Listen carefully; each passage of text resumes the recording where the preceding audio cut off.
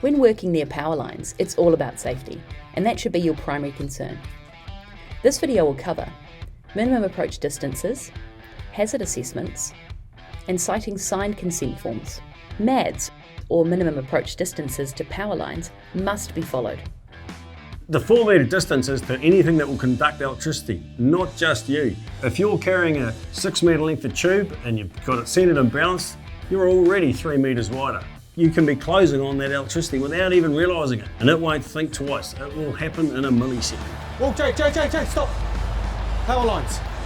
Do not erect scaffold or hold anything closer than 6 metres for 220 kilovolts and above under any circumstances, 4 metres from overhead power lines or electrical conductors unless you have written consent from the local electricity network company or power line owner. Make sure you assess the risks.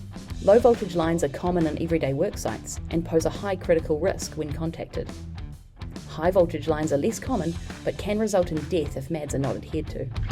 We use a close approach when we want our scaffold to be within 4 metres. It poses problems for our guys because the scaffold can be too close to their power line or there are wires hanging. Take your team around.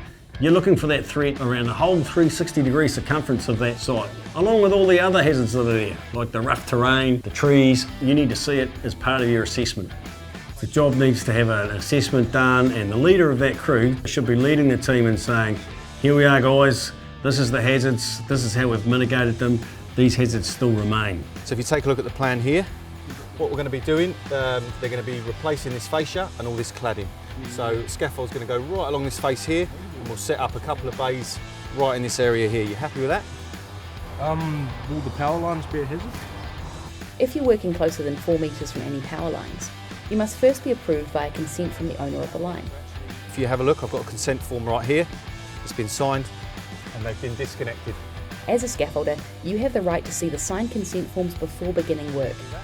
So don't be afraid to speak up and ask if you have any safety concerns. To recap, MADs must be adhered to. Do not hold anything closer than 4 metres to a power line unless you've seen signed close approach consent forms. Do not hold anything closer than 6 metres from a high voltage line. Walk around your job site to identify any hazards before beginning work.